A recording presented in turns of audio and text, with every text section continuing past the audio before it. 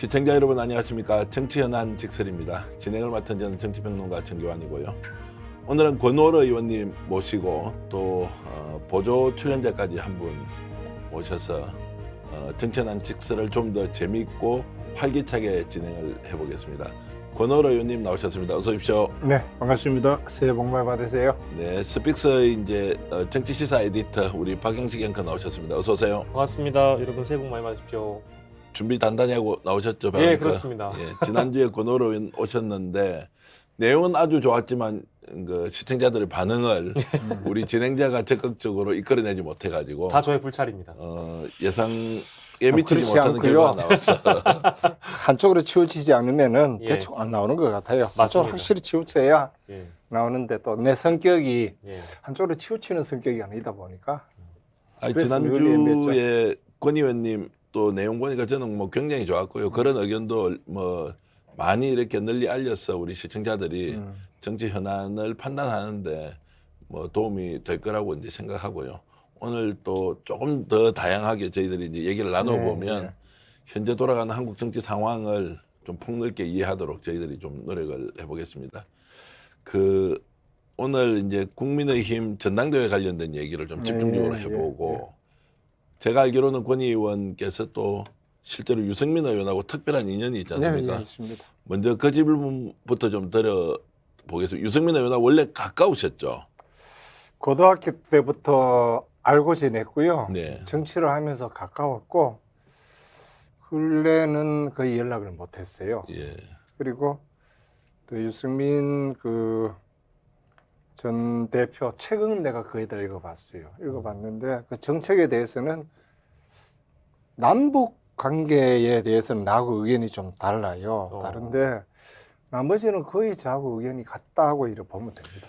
개인적으로 특별한 인연이 있는 게 고등학교 때 같이 고등학교 경북고등학교 때 다니셨죠? 같이 다닐 때 그 학생 활동도 같이 했었어요. 예. 같이 그 당시에 하고. 경북고등학교 학생회장을 권 의원이 하시고 예. 유승민 전 원내대표가 아마 반장을 하고 이렇게 하셨죠? 우리 그때 실장이라 그랬죠. 실장요. 예. 예. 실장 하면서 유승민 의원이 고등학교 다닐 때 모범생은 아니었어요. 그래요? 모범생 아닙니다. 술하고 담배하고 예. 다 했어요. 근데 시험 치면 성적은 좀 전교 1, 2등 논리를 나왔습니다. 그 당시 경북고등학교라고 하면 예. 뭐 전국의 수재들이 다 모여서 있을 네. 시절이고 그러면 1957년생이시고 예. 고등학교 들어갔을 때가 몇 년도입니까? 73, 4, 5, 73년도 73년도에 네. 들어갔을 때 유승민 의원은 그러면 술 담배 하면서도 공부 잘했다는 것은 뭐 그래서 서울대 경제학과 갔겠죠. 아마 집이 그 어르신도 그때 판사를 하셨고 그 형님이 또 판사로 계셨고 어르신 예. 국회의원도 하셨잖아요. 또 우리 고향이 안동이고 영주다 보니까 네. 가까웠던 그런 인연도 있고 외갓집이 안동이라요. 내 처음에 도의원 출마했을 때 유승민 의원이 동기회 회장이었어요. 아직도 기억이 생생한 게 내일이 선거인데 오늘 저녁에 집에 왔더라고요. 와서 했던 이야기가 야 오라 입 바른 소리인데 혹시 떨어지더라도 너무 실망하지 마라. 예. 떨어지더라도 너무 실망하지 마라. 그때 내가 이 민주당이었어요. 민주당이었고 그 당시에 유승민 전 원내대표는 어디에 있어? KDI 그때는 같은데 KDI 있었죠. KDI 교수로 있을 때죠. 예. KDI 있었고 아마 여러 가지로 개인적인 품성은 이 능력이 뛰어난 친구, 특히 친구들 간에 신의가 굉장히 있어요. 네. 밖에 나가 보면 대부분 선배님들이 유승민 의원에 대해서 평할 때 좀 까칠하다 그런 이야기를 하는데 내가 보는 우리 친구 유승민은 친구 사이에 굉장히 신의가 있고 또 노브리스 오브리제를 몸소 실천하는 네. 그런 좀 드문 정치인이다. 저는 그렇게 평가를 하고 있고 또 그렇게 나름대로 판단을 하고 있어요. 그렇게 드문 정치인이고 그렇게 판단을 하시는데 최근에 보면 정치적으로 잘 풀리는 것인가라는 이제 의문이 좀 그게 듭니다. 이제 정치하는 정책은 같지만은 정치하는 스타일에 대해서는 나하고 좀 다른 것 같아요. 예를 들면 내가 경기도지사 출마했다. 그러면 대통령인데 먼저 내 출마 기자회견 하기 전에 분명히 먼저 찾아뵙고 경기도지사 출마합니다. 좀 봐주십시오. 이런 이야기 했을 겁니다. 뭐 그런 이야기를 안 한 것 같아요.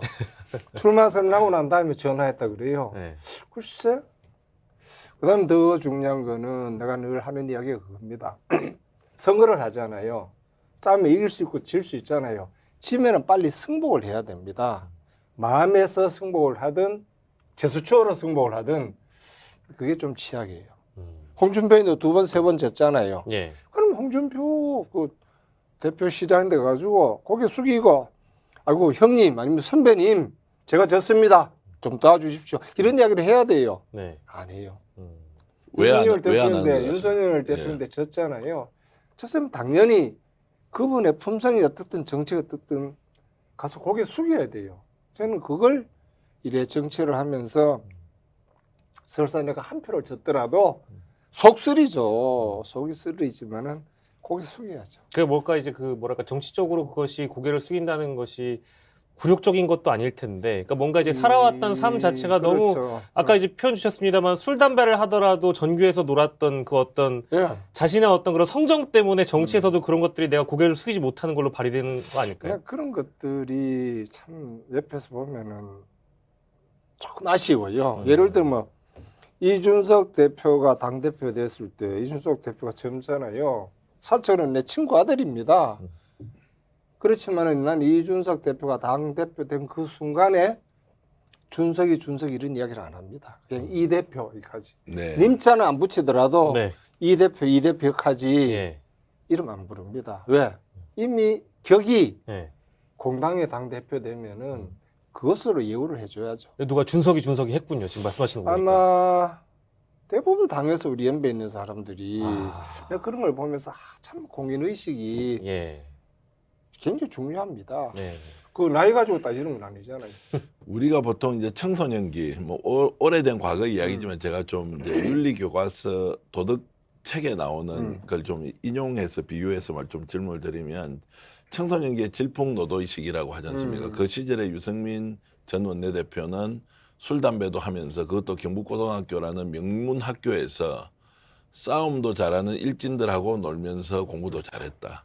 그러면 그 싸움이라는 게 기본적으로 힘있고 없는 아이들끼리 육체적 격돌을 하고 결과에 깨끗이 승복을 하고 너가 일진이다 인진이다 이제 이렇게 하면 오히려 그 청소년기에 생각했던 것은 승복의 문화에 굉장히 익숙해져서 이기기 위해서 최선을 다하지만 지더라도 깔끔하게 물러설 줄 아는 좀 그런 이제 청소년기의 뭐 일진 문화 같은 게 그 당시에는 있었던 것 같은데 그런 좀 성장기 뭐 10대, 20대를 생각해 본다면 지금 유승민 전 원내대표가 지금 정치적으로 행보하는 이런 여러 가지 상황으로 봤을 때는 굉장히 승복 문화에 익숙한 게 좀 자연스럽지 않느냐 이런 생각이 드는데 바뀌어버린 겁니까? 어떻게 보십니까? 가까이서 오래 보셨지 않습니까? 경선 끝나고 난 다음에도 내가 그 유승민 의원인데 2번을 진지하게 이야기했어요. 윤석열 대통령 당락은 그거는 그분의 몫이고 우리가 해야 할 일은 당신이 해야 할 일은 국민의힘 후보가 당선되는데 올인해라. 올인하게 됐을 때는 당신이 당에서 덮어쓰고 있는 덫 있잖아요. 그건 완전히 벗어날 수 있다. 좀 아쉬웠어요. 많이 아쉬웠어. 나중에 알고 보니까 그때 건강이 굉장히 안 좋았다 이 같더라고요. 건강이 안 좋아서 그런지 몰라도 결과적으로는 불과 대선 투표 한 보름 그리고 이제 이 선거에 나가서 뭐 유세다고 했는데 아마 그때 11월인가 경선 지고 한 보름 동안으로 좀 쉬다가 오케이 국민의힘 집권을 위해서 정권 교체를 위해서 윤석열 당선을 위해서 최선을 다하겠다 그거 열심히 뛰었더라면은 지금의 유승민 전 의원의 정치적 입지는 좀 달랐을 거다. 저는 그렇게 하는데 좀 아쉬워요. 그게. 지금도 내가 가끔 가다 그래요. 대통령 말에 일일이 토 좀 달지 마라. 응? 방향이 같고 조금 내 세부에 다르면은 방향 같으면 그냥 이래 묵묵히 따라가는 거다.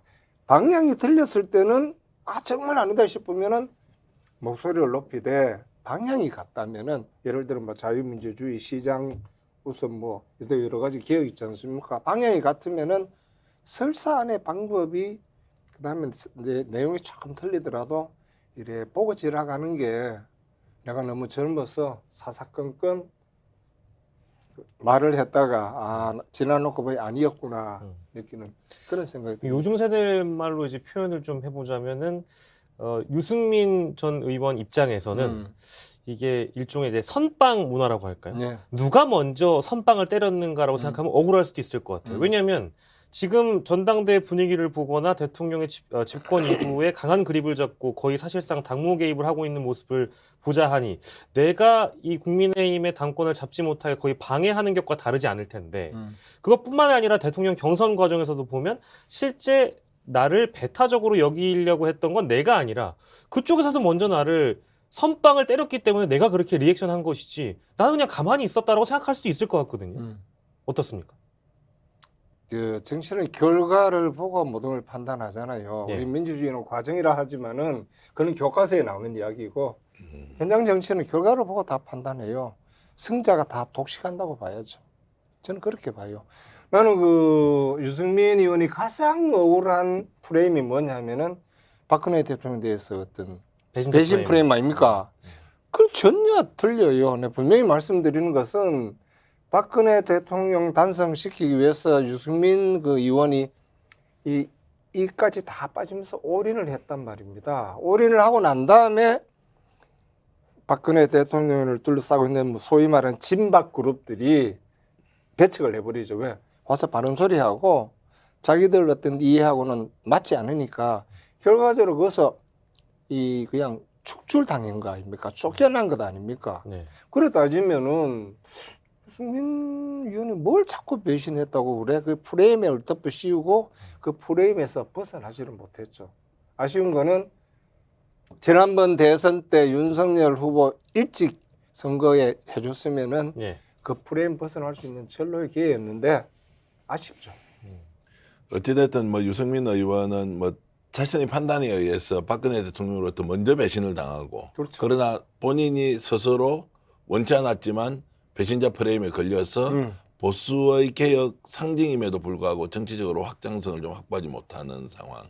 지난 대선에서 또 윤석열 후보하고 치열하게 경쟁을 벌이면서 존재감이 그다지 드러나지도 않고 내용적으로는 굉장히 좋은 싸움을 했는데 결국 뭐 윤석열 대통령이 당선됐을 때 이런 얘기도 했다 그러더라고요. 사람 취급 안 하는 사람 처음 봤다 뭐 이렇게 그 정도로 이제 표현할 정도로 유승민 전 원내대표하고는 이렇게 이제 그 좀 구원이 되어버리는 이런 이제 악순환이 좀 됐는데 자 그러면은 지금 현재 이제 전당대회를 앞두고 있는데 유승민 전 의원이 혹시 당 대표 아니 혹시라는 말을 제가 쓰면 안 되죠. 당 대표가 될 것 같습니까? 아니면 절대 안 될 것 같습니까? 객관적으로는 여러 가지 사정이 좀 어렵다고 판단을 해야죠. 저도 지난번 왔을 때는 무조건 출마할 겁니다 이야기를 했었잖아요. 근데 우리 출마하면 무슨 의미가 있지? 어떤 정치적인 메시지를 던질 수 있지 했을 때는 조금 내 고민을 해봤었어요. 야 이게 개인 유승민인데 무슨 이득이 있는 거야? 국민의힘에 어떤 메시지를 던질 수 있어? 한국 정치에 무슨 말을 할 수 있어? 참 난감하겠다 그런 생각을 해요.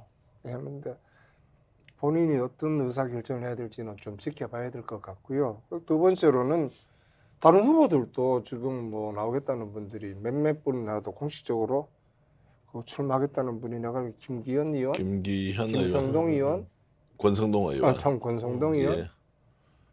그다음에 다른 분들 많습니다. 조경태 의원도 뭐 출마하시겠다 그러고. 조경태 의원님 너무 많아서 뭐 사실상 춘추전국 시대죠. 네. 지금. 근데 이제 뭐 출마 예정돼 있는 분이 이제 나경원 나경원 의원 전 의원 같은 경우는 네. 이제 강력하죠 지금. 그 여러 가지 당원 투표 100% 하는 거는 결정이 됐지 않습니까? 그냥 휴대폰을 통해서 투표를 할 텐데 2014년 그때 새누리당 그 전당대회를 생각을 해요. 2014년 전당대회는 2010년 총선에 공천권을 가지는 싸움이었어요. 박근혜 대통령께서 그때 서청원 대표를 거의 공개적으로 밀었어요. 공개적으로 밀고 네. 여기에 대항해서 김무성이 이제 네. 전 대표가 다 나왔죠. 여기에 대해서 김무성 전 대표가 원래 친박이었지만은 예, 예. 이제 그때서 이제 떨어져서 비주를 해서 예상은 그래도 대통령이 특히 조직력이라든가 당원에서 압도적으로 앞서 있는 박근혜 대통령이 서청원 대표를 밀면은 서청원 대표님께서 이기지 않겠다는 게 초반에 판세 분석이었어요. 근데 결과는 큰 달랐어요. 차이로 당원에서도 이기고 여론조사에도 이겼거든요. 그 말은 뭐냐? 이미 전반적인 국민들의 여론이 이거는 아니다. 네. 대통령이 뭐 관여를 할 수 있죠. 집권 여당의 당 대표는 대통령하고 이제 호흡을 맞춰야 되기 때문에 충분히 자기 의사 표현을 할 수 있어도 지나치게 관여를 했죠. 그래서 참패를 했죠. 그 다음부터는 이제 새누리당에서 당 대표와 대통령이 이 불협화음으로 결과적으로 나중에는 탄핵까지 가버린 그 최악의 결과가 나오지 않았나 이런 생각을 해요. 내가 이번에 윤석열 대통령께서 전당대회에 그 관여를 하시든 안 하시든 그는 그분의 선택이라고 봐요. 저는 관여하는 게 도덕적으로 나쁘다 이런 판단을 하질 않아요. 그때 김무성 대표님하고 박근혜 대통령하고 서로 이래 갈등 관계 있었을 때 저는 김무성 대표님한테 그런 말씀을 드렸어요. 여당 대표가 대통령인데 문제 싸움을 걸어서는 안 된다. 그러나 대통령이 부당하게 여당 대표인데 대해서 싸움을 걸어올 때는 거기에 대해서는 분명하게 응전을 해야 된다. 그것이 당도 살리는 길이고 본인도 사는 길이다. 그 첫 번째 리트머스가 유승민 원내대표 내쫓을 때였어요. 나 그때 내쫓으면 안 된다. 당대표가 막아야 된다 했을 때 내가 들었던 이야기가 건 의원 그때는 내가 뭐 현직 국회의원으로 계실 때죠. 현역 아니었죠. 저는 그때는- 현직은 아니었고 단지 김무성 전당대회 총괄 본부장 했죠. 예. 본부장 했는데 그 얘기를 하더라고요. 여당 당대표가 대통령하고 맞서게 되면은 나라 굉장히 어려워진다. 그 말씀 하시더라고. 그 말이 맞다는 생각을 하면서도 그러면 대통령이 나가시는 방향이 잘못되었을 때도 여당 당대표는 거기 따라가야 됩니까? 같이만 가는데? 네. 그런 생각을 해요. 자, 그러면 이제 조금 뭐 중요한 말씀을 하셔서 나누어서 제가 좀 질문을 드리겠습니다. 2014년도에 새누리당 그 당대표 경선에서 박근혜 대통령이 서청원 의원을 적극적으로 밀고 그때는 뭐 여러 가지 뭐 돈복투 이야기도 많이 네, 나왔어요. 그리고 김무성 절대 못 이길 것이라고 했는데 오히려 당신과 민심은 김무성 대표를 선택을 했단 말입니다. 네. 일각에서는 실제로 박근혜 대통령이 탄핵되는 첫 출발 지점을 어디로 봐야 되느냐. 그 2014년도에 전당대회에서 과도하게 대통령이 전당대회 개입을 하고 당대표를 세우려고 하는 바람에 이제 탄핵으로 갈 수밖에 없는 필연이 그때 만들어졌다는 겁니다. 그러면 지금 질문을 드리면 윤석열 대통령은 국정 운영 동력을 확보하기 위해서 자신이 내세우는 인물이 지금 당대표가 되기를 간절히 바라고 있지 않습니까? 네. 그런데 그렇게 해서 나온 분들이 국민적 지지를 대단히 받고 있는 분은 없는 것 같아요. 소위 말하는 윤핵관이라고 지금 이제 그 윤심파리를 하고 있는 의원들 대표적으로 뭐 권성동 의원, 그 다음에 김장연대라고 하지만 장제원 의원, 또 울산의 김기현 의원 같은 경우에 과연 국민들의 좀 동의를 받고 있느냐 이제 이렇게 봤을 때는 그렇지 않은데 대통령이 어쨌든 윤핵관을 당 대표를 내세우겠다는 건 이제 하나. 그럼 제가 이제 질문을 이렇게 드려보겠습니다. 이렇게 해서 윤핵관을 내세웠을 때 당 대표가 안 될 수도 있다. 이렇게도 볼 수 있습니까? 그 가능성은 낮다고 봐요. 낮다고 본다. 네, 그러면 굉장히 낮다고 그때 봐요. 2014년도의 상황과 지금 2023년의 상황이 좀 달라졌다 이렇게 볼 이 수도 게임의 있습니다. 룰이 다르잖아요. 그때는 5대5, 3대7, 네, 지금은 100% 당원 그렇습니다. 투표. 네. 예. 게임의 룰이 완전히 바뀌었어요. 다르다. 예. 그리고 그때는 대통령 임기가 한 1년 반, 2년 지났을 때였지만은 지금 임기 초창기 아닙니까? 대통령 지하에서 대통령님이 가장 정점에 있는 그 시점에서 전당대회를 한다면은 대통령 영향력이 굉장히 크다고 봐야죠. 내가 걱정하는 거는 뭐 대통령 전당대회에 나는 관여할 수도 있고 자기하고 호흡 맞출 수 있는 당대표 지지할 수도 있어요. 지난번 이야기했죠. 과연 이것이 다음에 있는 총선에 도움이 될 거냐 안 될 거냐. 성공한 윤석열 정부를 만드는데 도움이 될 거냐 안 될 거냐. 고민을 좀 하셔야 된다. 이런 말씀을 드리고 될 싶습니다. 가능성이 그렇게 높지 않다는 말씀이 총선의 승리로 이어지기 어렵다. 설사 대통령이 원하는 사람을 당대표로 만든다 하더라도 현재의 정치 구조나 민심의 흐름으로 봤을 때는 쉽지 않다 이런 말씀이시죠. 결과적으로 다음에 총선의 승패의 관건은 수도권 아닙니까? 네. 현재 수도권이 보니까 민주당이 압도적으로 이제 많은 의석을 갖고 있고 국민의당은 적은 의석을 갖고 있어도 이래가나 저래가나 다음에 현재보다는 국민의힘이 의석수 늘릴 겁니다. 늘릴 수밖에 없잖아요. 이 수도권에서. 뭐 영원하면 어느 정도 고정적으로 정해져 있다 하더라도 그래서 그 결과를 놓고 보고 현재 128석? 118석? 그렇죠? 예, 예. 130석 돼도 이겼다고 이야기할 수 있고 140석 돼도 이겼다 할 수 있고 뭐 그렇잖아요. 지금부터 한 석이라도 많으면은 갖다 붙이기 나름이잖아요. 네. 이겼다. 예. 150석 넘어가면 압승한 거죠. 아직은 모르겠어요. 아직은 모르는데 결과적으로 대통령께서 이 총선을 진두지하는데 성공할 거냐 말 거냐 하는 것은 그때 한 달 전쯤 윤석열 대통령의 국정 지지가 얼마나 나올 거냐. 지난번에 48, 47 일어났지 않습니까? 48을 넘어가면은 아마 동력을 받아서 총선에서 도움이 될 겁니다. 실제로 대통령 힘으로 도움이 되고 한 40 정도 해가지고는 현재보다는 의석수 늘리겠지만은 예. 과반수 일당이 되기는 힘들 것 아니겠나. 예. 저는 그렇게 판단합니다. 그러면 총선에서 패배한다는 그런 예상의 전제는 국정 지지도가 낮아야 이제 그럴 것이란 말씀이시죠. 그렇죠. 국정 지지도 낮으면은 총선도 실패하죠. 왜냐하면 지금은 이후에 됐던 이 국민의힘이 뚜렷한 어떤 당대표 후보가 있거나 뚜렷하게 당을 이끌어 리더가 있기보다는 모든 국민들이 봤을 때는 그냥 개인적으로 봤을 때는 참 좋은 정치인이지만은 네. 전체 국힘 보수 정당을 이끌어가기에는 뭔가 조금은 미흡하지 않나 이렇게 판단을 한다고 봐야죠. 국민들이. 그러니까 여론 지지가 그렇게 안 나오고 당원들 지지도 그렇게 안 나온다고 봐야 돼요. 저도 그걸 참 이해가 안 돼요. 저도 분명히 개인적으로 봤을 때는 참 좋은 정치인이고 경륜이 있는 정치인인데 왜 거기 당원들이나 국힘 지지 국민들인데 여론조사를 하면은 저렇게 낮게 나올까? 네. 아마 그게 지명도 아마 여러 번 출마했던 사람들은 아무래도 예. 지지도가 더 많이 나오는 예. 그런 현상이 아닐까 이렇게 생각합니다. 우리나라의 검은 보물 전통 재래 흑돼지.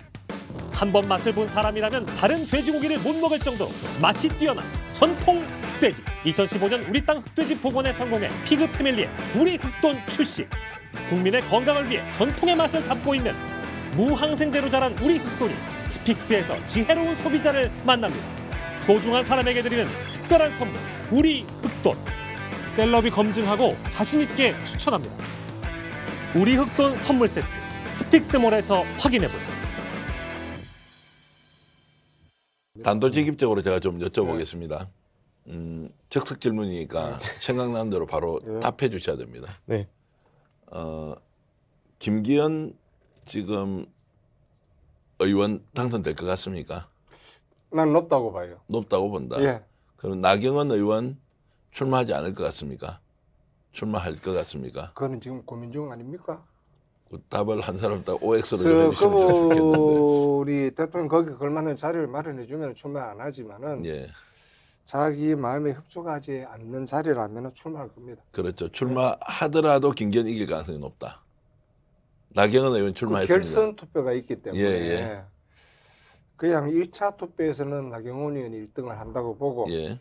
결선 투표에 가면은 김기현 의원이 안 이기겠습니까? 자, 그렇게 보시는 거고. 아니, 이제 이게 다 이제 기록으로 남아있기 때문에 이번에 전당대회 결과까지 한번 지켜보겠습니다. 혹시 중간에 생각 바뀌면 다음 인터뷰 때 또 한번 이제 분석을 달리 하셔도 되고. 아, 그러면 또 그러면서 나경- 아니, 내가 하나만 예, 더 예, 질문하면 말씀하십시오. 예.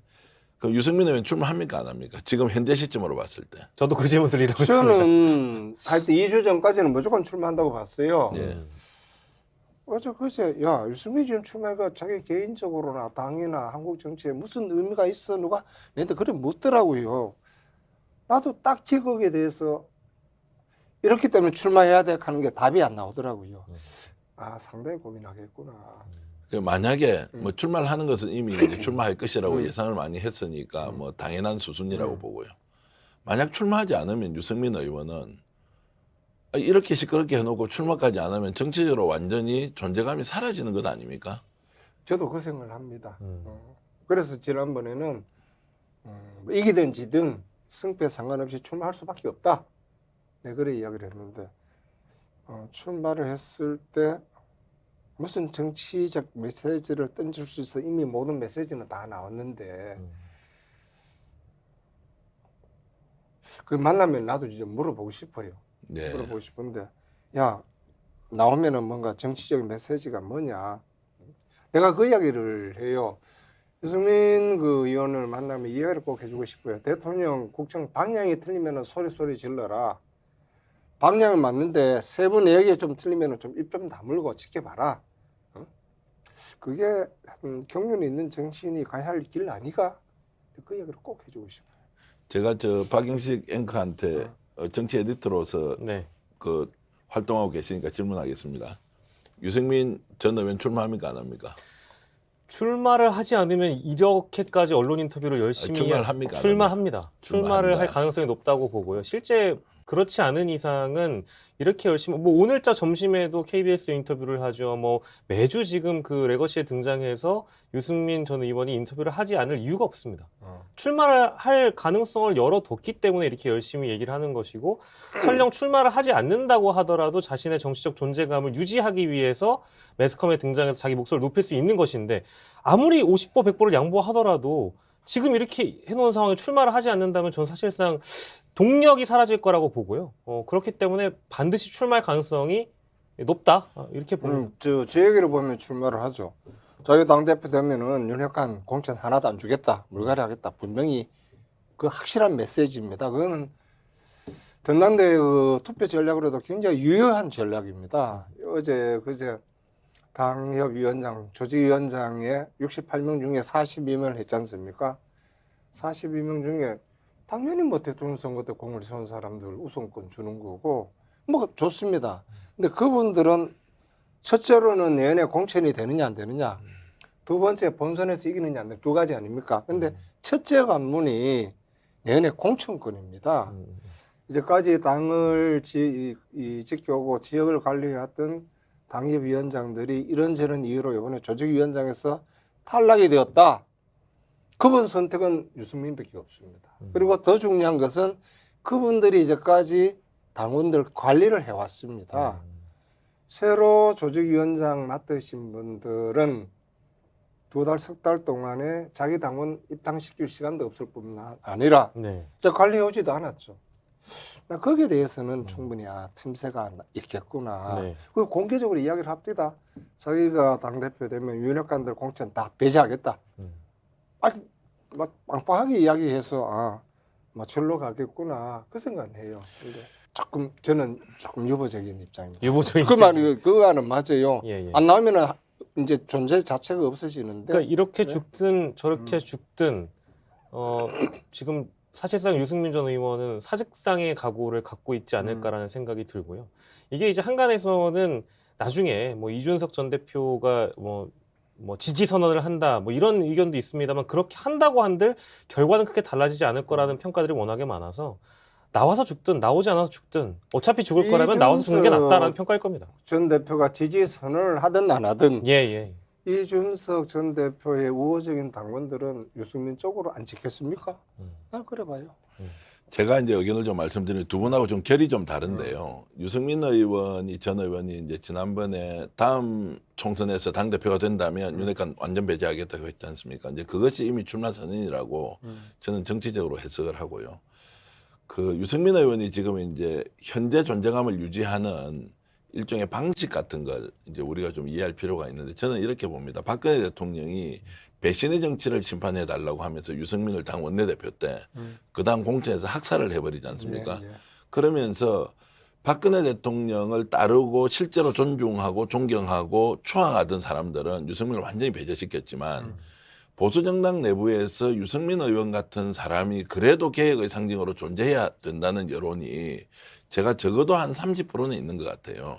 그러니까 그 사람들이 야당에서 어느 정도 중도적 성향을 가지고 있는 그 일종의 유권자들과 함께 이렇게 유승민 의원을 떠받치는 이제 힘이 있어서 계속 존재했던 것이고, 약체였음에도 불구하고 지난번에 윤석열 대통령하고 경합은 일단 벌이거든요. 그런데 뭐 비참하게 패배하지 않습니까? 경선 과정에서.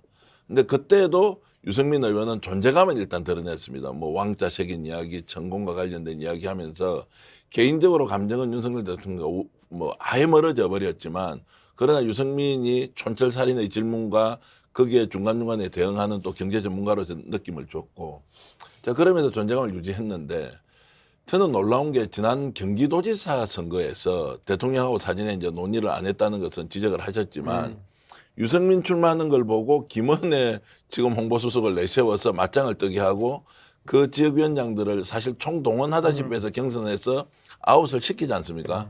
그때 유승민 전 의원은 정계 은퇴를 사실상 선언을 했어요. 네.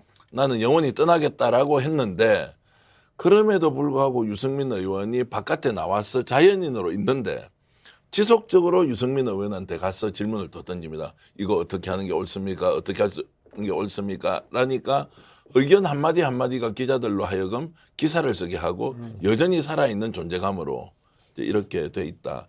그러면 이번 당대표 경선에서 유승민 의원이 나왔습니다. 지금 현재 예상하기로는 이제 집권 초기에 있는 대통령이 실제 믿는 사람이 나오고 대통령이 정반대인 사람이 안 될 것 같다고 하지만, 뭐 일견 동의하지만 이게 완전히 역풍이 일어날 수도 있다는 생각을 저는 지울 수가 없습니다. 출마를 하고. 왜냐하면 유승민은 지금까지 자력으로 이렇게 온 것이 아니고요. 민심의 도도한 흐름 위에서 계속 존재하고 있다는 거예요. 그러니까 개인적으로 만나보면 유승민 의원은 단점 투성이라는 거 아닙니까? 난 말 안 듣죠. 그리고 사람 설득도 못하죠. 거기다가 진짜 친하고 가까운 사람 아니면 시간 지나면 뭐 안 만나도 아무 관계없는 남남처럼 사는 이 독특한 이제 그 좀 스타일 때문에 사람이 이렇게 붙는 그 이런 그 리더십이 아니다. 그런 이야기는 저는 여러분한테 들었습니다. 그럼에도 불구하고 이런 정도의 지지율이 나오는 것을 보면 유승민의 자력보다는 유승민이 가지고 있는 캐릭터 때문에 단단하게 이렇게 지지를 해서 가겠다는 민심의 흐름들이 있다. 그렇게 보면 이번에 유승민 그 전 의원이 나와서 한번 경합을 하지 않습니까? 토론 잘하지 않습니까?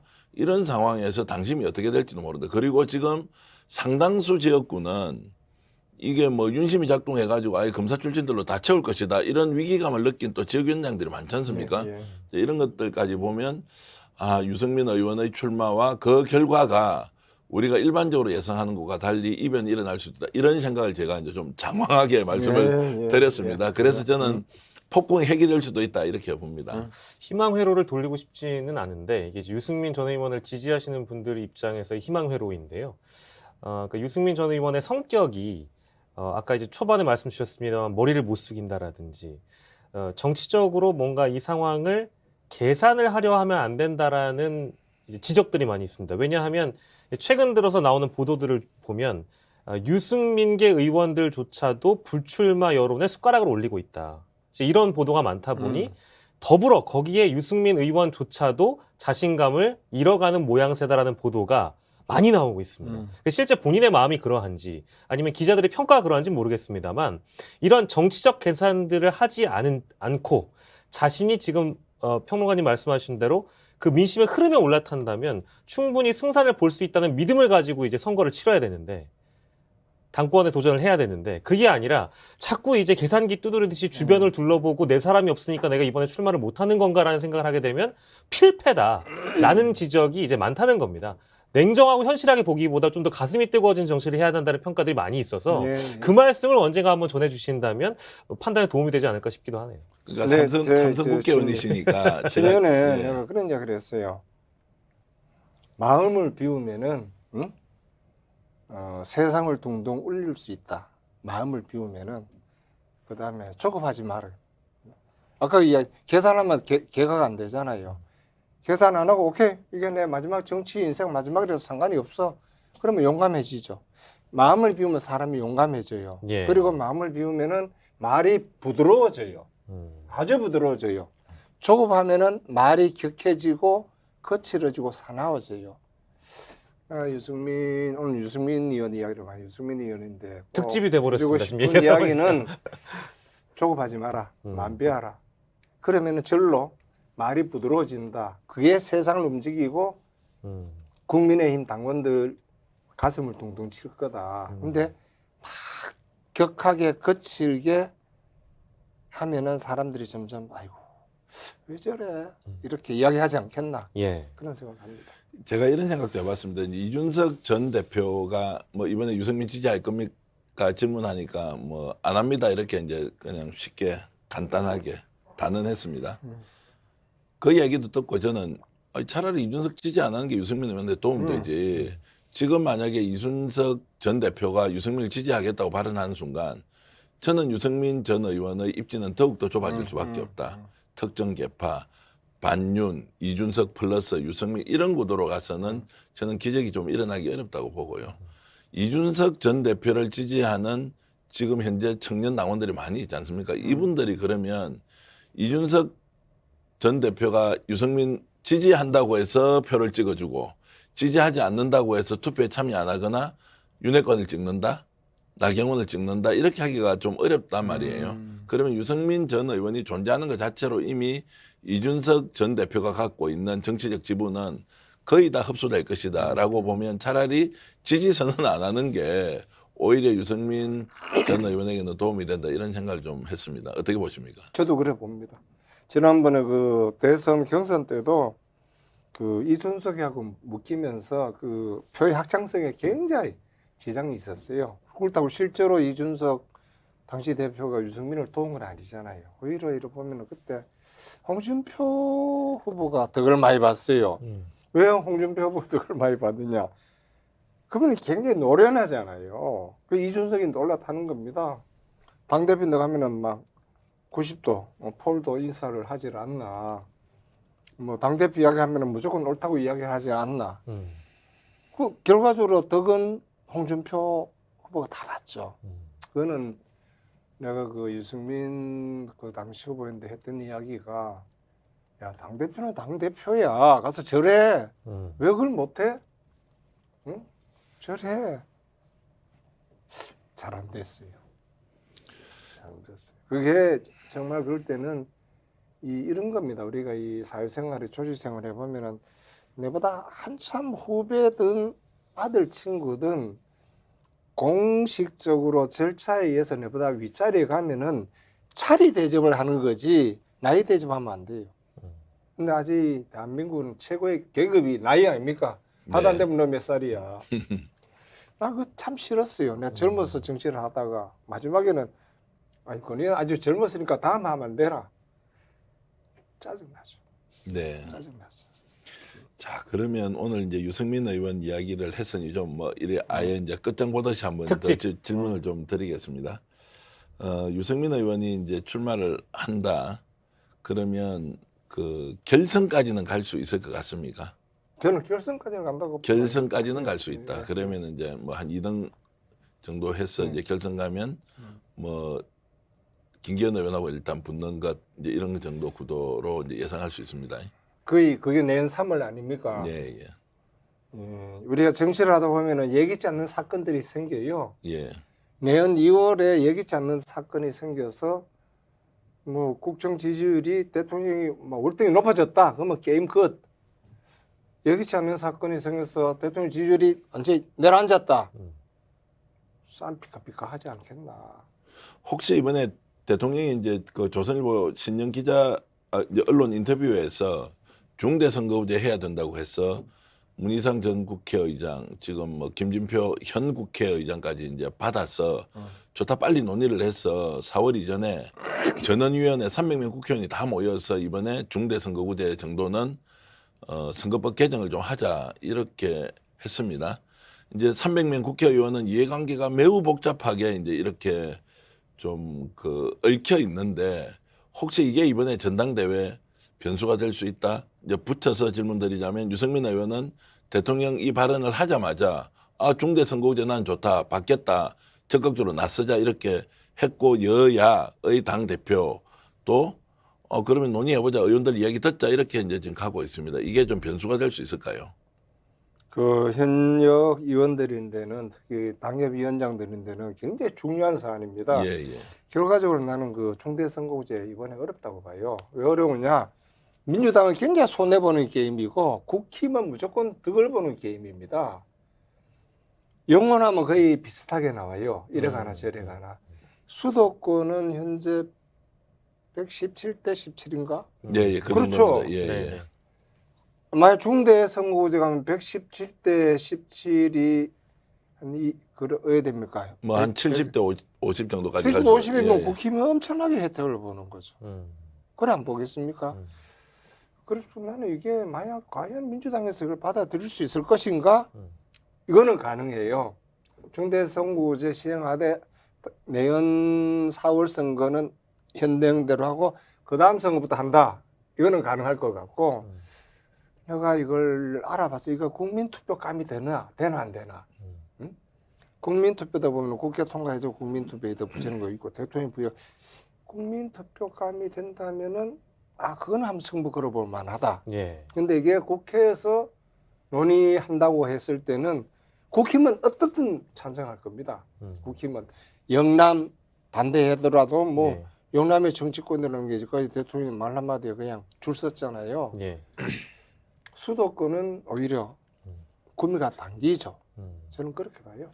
근데 이제 이 부분은 좀 시청자들이 이해를 돕기 위해서 예. 지금 의원님 말씀과 달리 오히려 국힘 쪽에서 안 받을 거다. 민주당은 지금까지 지속적으로 중대선거구제 그다음에 권역별 비례대표를 포함해서 다당제로 갈 수 있는 정치개혁 안들을 냈고 오히려 영남과 호남을 비교했을 때 보수 정당인 국민의힘이 호남에서 얻는 의석에 비해서 대구, 경북, 부산, 경남, 울산 쪽에서 잃는 의석이 많기 때문에 무조건 못 받는다. 그래서 김무성 그 대표가 당 대표 시절에 이미 문재인 민주당 대표하고 합의했던 내용도 결국 그 당시에 보수 정당인 이제 새누리당에서 받아내지를 못해 가지고 결국 무산된 적이 있는데 이제 이번에는 수도권에서 상당수를 가져갈 수 있기 때문에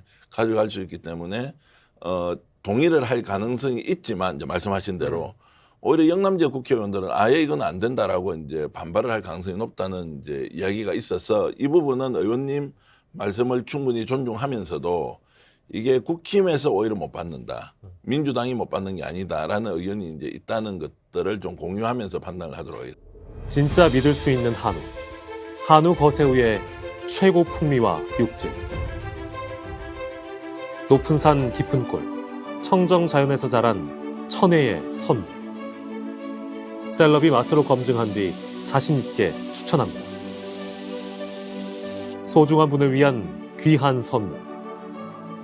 명절 특별 선물 세트 스픽스몰에서 맛있고 좋은 한우.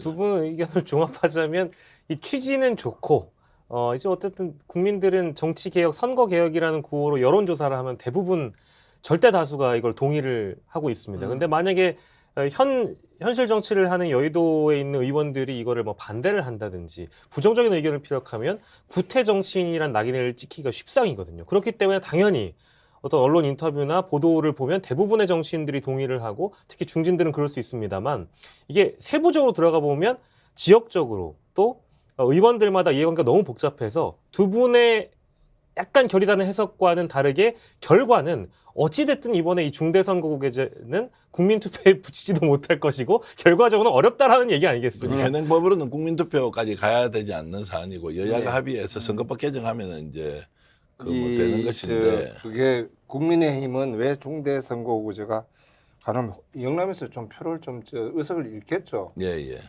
그래도 이 국민의힘이나 민주당은 영호남에 대해서는 선출직 성격보다는 그냥 공천직이랄까? 그런 의미가 강해요. 지난번에 그 안철수 국민의당이 나와서 호남에서는 한번 민주당이 한 번에 혼이 한번 나섰잖아요. 그 뒤부터 호남에서는 민주당에 대해서 참 민주당이 호남에 대해서 각별히 더 신경을 써요.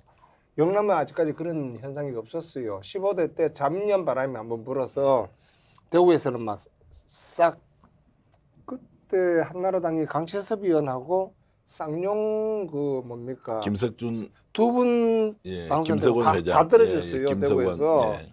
그때 다 떨어졌어요. 그때 YS 때였는데 근데 그게 대구에만 국한돼 있었지 영남이 다 전체는 아니었단 말입니다. 근데 지난번에는 국민의당 안철수 바람이 호남을 완전히 휩쓸고 간 다음에는 민주당은 그 뒤부터는 호남에 대해서 굉장히 관심을 쓰는데 이래 가든 저래 가든 현재 국힘은 영남에 대해서는 어느 정도 누굴 공천해도 되는 게 아닌가? 네. 민주당은 조금 결이 달라요. 민주당은 호남에서 조금 변수가 오히려 영남보다 더 많아요. 조금 더 신중하겠죠. 의원님은 지금 그 영호남 뭐 민주당 국회의원 또는 국민의힘 국회의원이 아까 선출직이 아니라 그 공천직. 공천직이라고 했지 않습니까?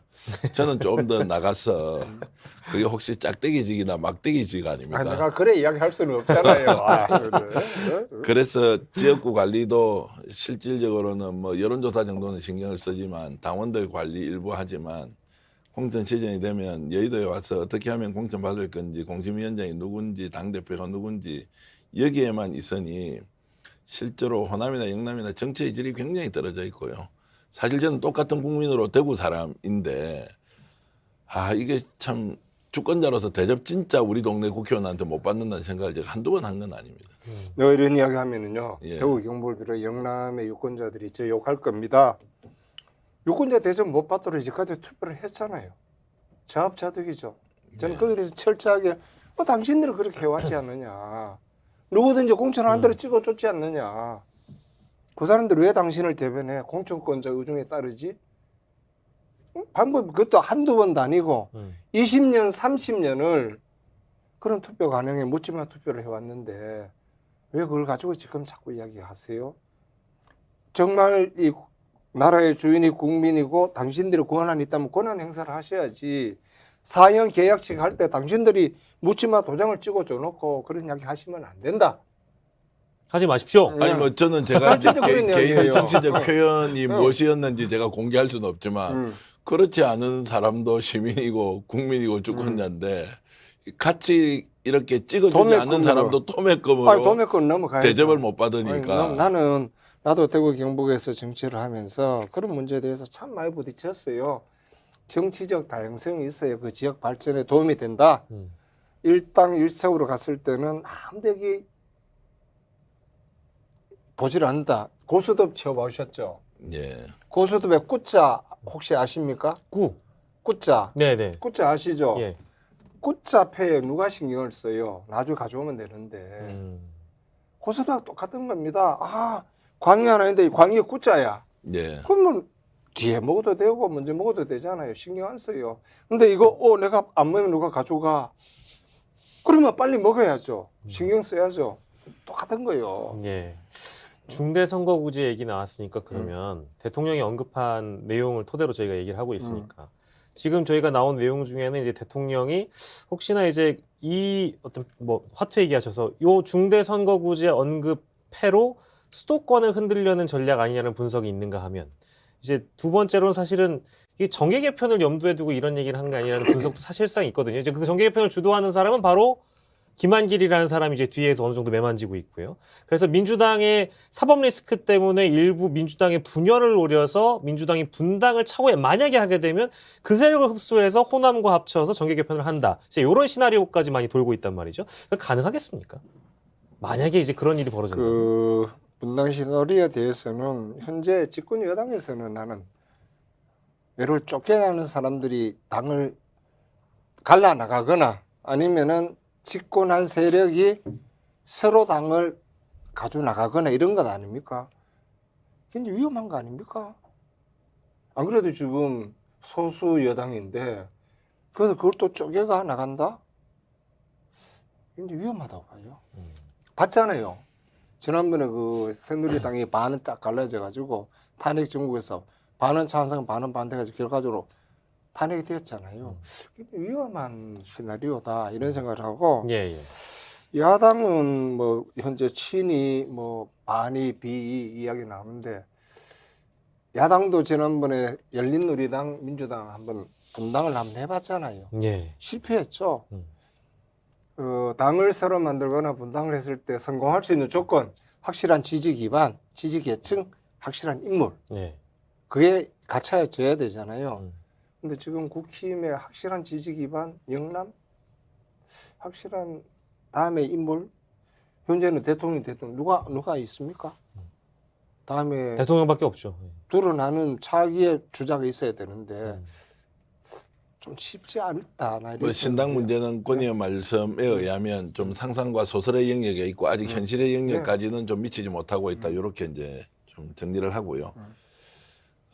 좀 아픈 질문이기도 하고 또 냉엄한 현실이어서 꼭 좀 여쭤봐야 되겠는데 유승민 의원이 전국적으로 지지를 받고 있는 것에 비해서 대구 경북에서는 아예 배신자 프레임에 갇혀서 가장 지지율이 낮고 오히려 대구 정치의 다양성 조금 전에 말씀하셨는데 그런 측면에서 보면 유승민 같은 사람을 그래도 지역의 여론주도층 또는 정당 또는 지역사회, 지역 공동체가 좀 받아안고 그런 다양한 정치인들 중에 한 사람으로 이렇게 자리매김하도록 사실 정치적 고향이 대구인데 도와주지는 못할 망정 오히려 타 지역에서는 지지율이 나오는데 대구에서는 가장 배척해야 할 정치인으로 유승민 전 의원을 꼽는단 말이에요. 이제 이런 현상은 좀 어떻게 보십니까? 다른 예를 들게요. 예, 지난번 대선 후보 경선 때 민주당을 보면은 압도적으로 이재명이 이겨요. 근데 광주, 전남은 이낙연 후보가 0.몇 % 이겼어요. 당연히 광주, 전남은 이낙연이 후보 안 된다는 걸 알아요. 예. 알지만은 그 지역 자존심이란 것, 그래도 내 후보인데, 내 지역에서 키웠던 후보인데 여기서 지게 할 수 없다. 내 개인적으로 하면은 제가 바른미래당 도지사 나왔을 때 3등을 했어요.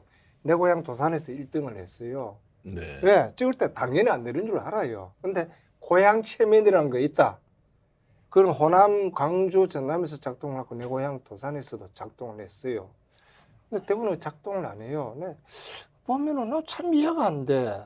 아니, 뚜렷이 자기 지역에 후보가 있잖아요.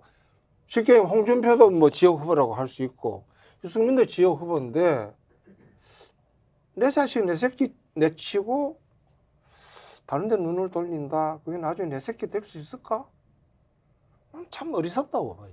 그런 점에 대해서 나는 대구 경북의 정치 수준이 진짜 이래밖에 안 되나? 왜? 순치돼 왔잖아요.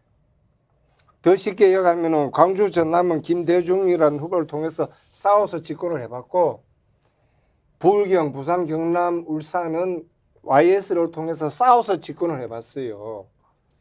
근데 대구 경북은 물론 그때 박근혜 그다음에 이명박 그 지역 연고지만은 실제로 싸워서 집권을 했다기보다는 박근혜 대통령은 박정희 아버님 후광으로 이명박 대통령은 서울의 수도권의 표로 된 겁니다. 예. 그래 봤을 때 스스로 싸워서 집권을 한 경험이 없는 거죠. 박정희 대통령이 되고 난 다음에 정부에 출사를 해서 선량한 성실한 능력이 있는 어떤 관리인으로 역할을 했어요. 네. 노태우 마찬가지죠. 전두환 때 마찬가지로 했는데 정말 싸워서 집권을 해본 경험이 없다 보니까 자꾸 다른 데 눈을 이래 보는 게 아닌가 참 안타까워요. 그래서 의원님 말씀이 가슴에 와 닿습니다. 민주당 경선 과정에서 이재명 후보가 압도적으로 앞서고 있는데도 광주에서는 이낙연 후보, 광주 전남에서 광주 전남에서 경선 과정에서 이낙연 후보에게 0.1%포인트라도 더 주는 것이 우리 고향 사람을 챙긴 것이다. 그리고 고향의 체면이지. 도지사에 출마하셨던 삼선 이제 국회의원 경력을 갖고 도지사에 출마하셨던 권오월 전 의원이 바른미래당 후보로 출마했을 때도 안동시 도산면이 자신의 고향인데 그 지역에서는 어쨌든 1등을 주었다.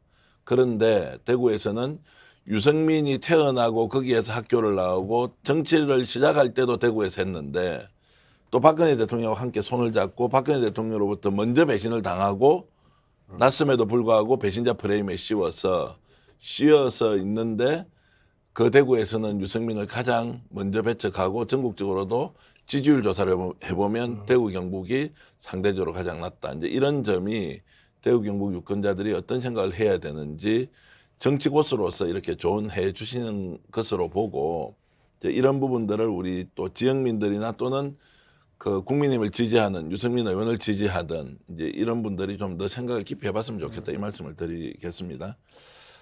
오늘 말씀을 들어보니 유승민 의원은 가능성이 있기도 하고 또 어떻게 보면 가능성이 아예 안 보이기도 한데 그럼에도 불구하고 유승민 의원이 작게는 자신의 정치 조금 더 나가면 보수정당인 국민의힘을 키우는 또 정치 더 나가서는 대한민국을 발전시키는 정치를 하기 위해서 어떻게 해야 되는지 친구로서 또는 삼선 국회의원 출신으로서 조언을 좀 해주시죠. 저 개인적으로는 정책에 대해서는 내가 더 할 말이 없고요.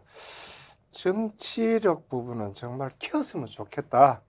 그리고 이 국정에 대해서 전문가 아닙니까? 국정의 특히 경제 분야는 굉장히 해박해요. 자기 나름대로 KDI에서 그다음에 이해창 총재 모시면서 국정 전반에 대해서 나름대로 이렇게 정리된 생각이 있어요. 그런 정리된 생각을 가지고 당에 나갈 진로, 아니면 대통령이 국정에 했던 진로, 거기에 대해서는 뭐 기자회견을 하든 뭐 SNS를 통하든 좀 이야기를 자주자주 했으면 좋겠고 대통령 말씀 하나하나에 토를 다는 그런 정치 좀 안 했으면 좋겠어요. 그거 도움이 안 됩니다. 왜냐 느낌이 그냥 깔짝깔짝하는 느낌이 들기 때문에 자기 이미지 형성에도 그렇게 도움이 안 되고 당이나 나라 전체도 도움이 안 된다 이런 말씀을 드립니다. 박영크한테 제가 하나 질문하겠습니다. 예.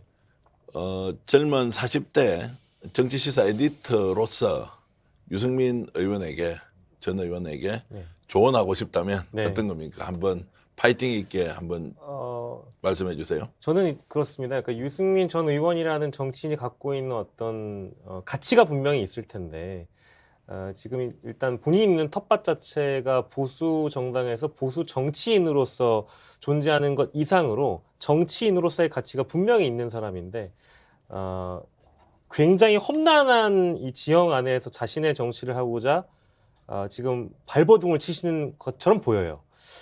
그렇기 때문에 이 상황을 타개할 때 기존에 있었던 어떤 자신에 대한 냉정한 평가, 계산을 하지 말라든지 주변에게 청하는 것을 두려워하지 말라라든지 이런 어떤 조언들을 결코 그냥 지나치지 마시고 기존에 있던 자신의 관습과 지식과 경험들을 다 뭉개버리시고 이제 새로운 유승민으로 거듭난다라는 차원에서 자신의 가치를 입증받고자 가슴 뜨거워지는 정치를 하기 위해서 좀 강렬하게 더 도전을 했으면 좋겠다는 생각이 좀 듭니다. 이건 사실 지지를 하든 지지하지 않든 간에 저는 어떤 정치이든 간에 정치적 자산이 분명히 존재하고 정치인으로서의 가치가 있다고 보는데 어떤 한 특정 인물을 출마하지 못하게 만들기 위한 혹은 낙인 찍는 방식의 정치는 여든 사라져야 된다는 측면에서는 이 유승민이라는 정치인이 이 위기를 또 한 곱이 넘어간다면 우리 정치사에 어떤 새로운 족적을 남길 수 있지 않을까 그 바람을 좀 가져보고요. 아무튼 힘내시기 바랍니다. 예. 자, 오늘 시청자 여러분 어떻게 들으셨습니까? 우리 삼선 출신 권오월 전 의원님 모시고 얘기 나눠봤는데요.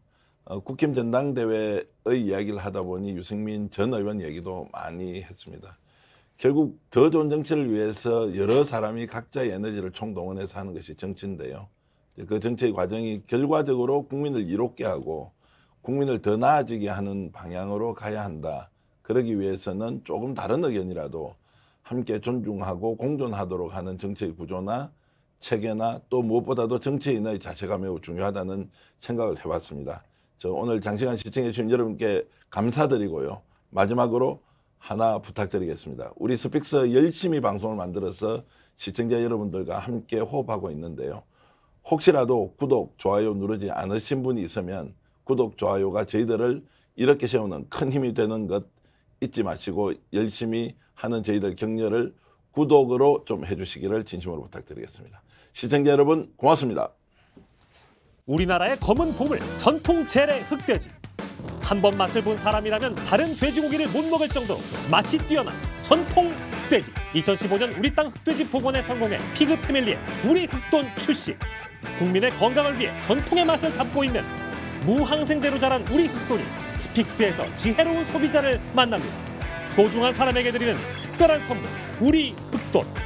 셀럽이 검증하고 자신 있게 추천합니다.